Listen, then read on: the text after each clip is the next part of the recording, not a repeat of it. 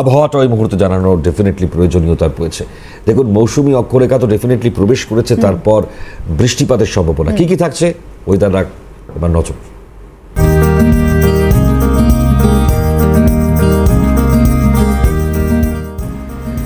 অর্থাৎ weather update মনিময়, তুমি যেরকমটা বলছিলে, এবং দেখো বৃষ্টি আমাদের কার না ভালো লাগে, এবং সব থেকে বড় কথা এই যে 47 থেকে 48 ডিগ্রির গরমে বাংলার মানুষের ত্রাহি ত্রাহি রব উঠেছিল, গোটা দেশ 52 থেকে তারও বেশি ডিগ্রিতে পৌঁছে গেছিল।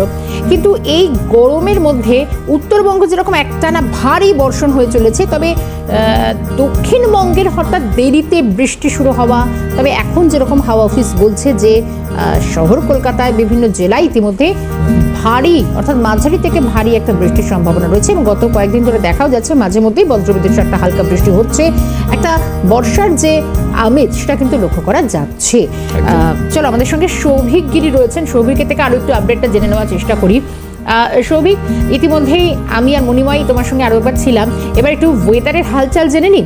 মূলত হাওয়া অফিস কি বলছেন, কারণ এখনো পর্যন্ত উত্তরবঙ্গে যে হারে বৃষ্টি হয়ে চলেছে, কিন্তু দক্ষিণে তো বর্ষা ভাগ্য খুব একটা প্রসন্ন হচ্ছিল না, বৃষ্টি ভাগ্য এখন কিরকম, কি বলছে হাওয়া অফিস?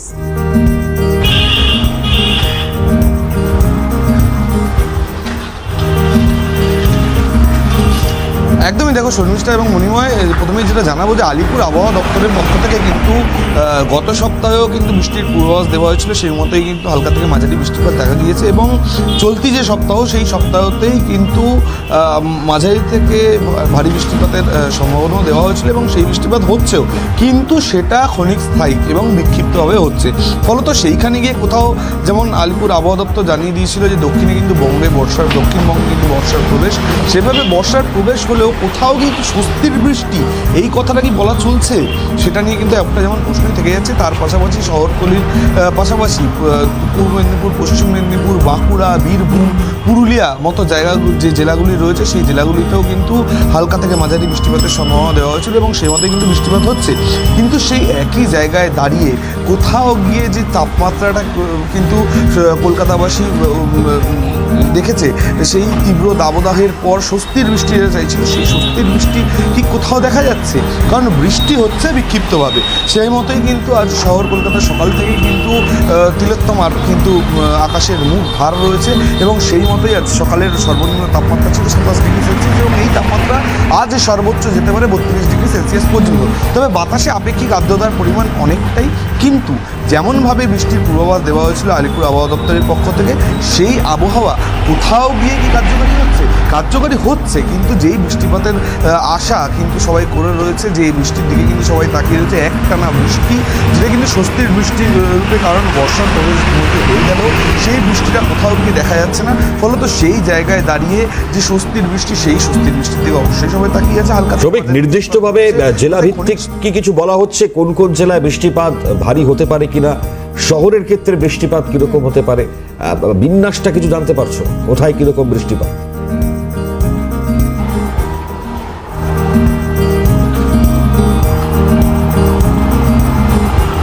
একদমই, দেখো মনিময়, তিলোত্তমার কিন্তু ভারী বৃষ্টিতে ভিজতে পারে এমনটাই কিন্তু আলিপুর আবহাওয়া দপ্তরের পক্ষ থেকে জানানো হচ্ছে, এবং তারা কিন্তু পূর্বাভাস দিয়েছে মাঝারি থেকে ভারী বৃষ্টিপাতের, এবং তার সাথে বজ্রবিদ্যুৎ সহ বৃষ্টিপাতের। এবং শহর বাদে যদি জেলার দিকে নজর রাখা যায়, তাহলে বলা হচ্ছে পূর্ব মেদিনীপুর, পশ্চিম মেদিনীপুর, বাঁকুড়া, পুরুলিয়া, বীরভূম সহ আরও যে বিভিন্ন জেলাগুলি রয়েছে সেই জেলাগুলিতেও কিন্তু ভারী বৃষ্টিপাতের সম্ভাবনা দেওয়া হয়েছে, কিন্তু কোথাও গিয়ে সেই পূর্বাভাস দেওয়া হচ্ছে সেই পূর্বাভাস কার্যকরী হচ্ছে, সেটাই তো একটা প্রশ্ন থেকে যাচ্ছে।